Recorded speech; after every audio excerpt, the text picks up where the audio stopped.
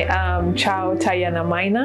I am a historian and a digital heritage specialist living and working in Nairobi.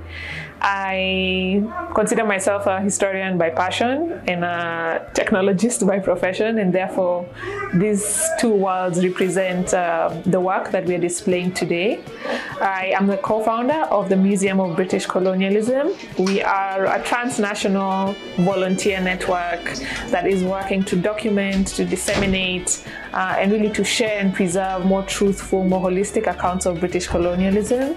I'm also the founder of African Digital Heritage, which is an organization that looks at ways of integrating digital media, digital approaches into the preservation and curation of African history. In December 2020, we as Museum of British Colonialism held our first public exhibition here in Nairobi on detention, and we were looking specifically at detention camps that were set up during the state of emergency, primarily to hold adult men. And these detention camps were spread across the country and were often, and rather, after independence, they were turned into schools, prisons, or just like absorbed into private infrastructure.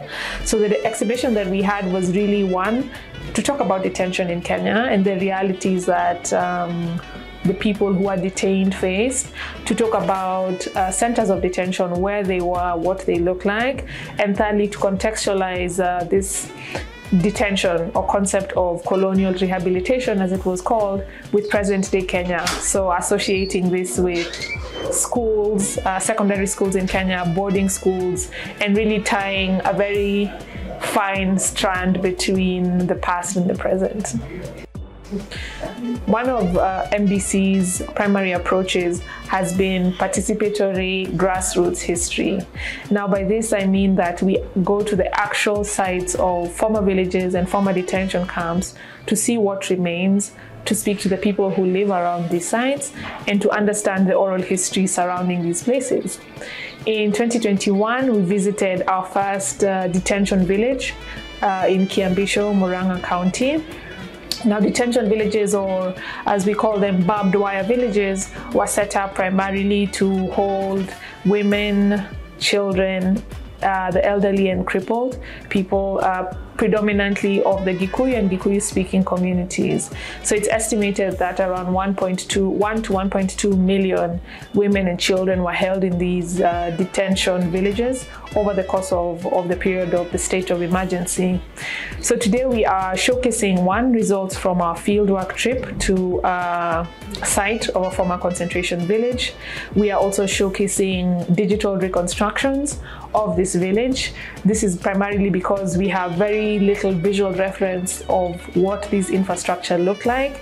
We are also showcasing the history and kind of archival material, as well as having a panel discussion. It's very important to not just treat history as something that sits on its own in a vacuum, but really as something that informs and continues to affect our everyday lives. And so we'll have a panel discussion with Kenyan scholars, grassroots activists, artists, to really understand how does this affect us today and how can we really use this information. What do we do when we leave here? You know, that's a question that people ask, like, what do I take? And that's a question that I hope that we can answer together.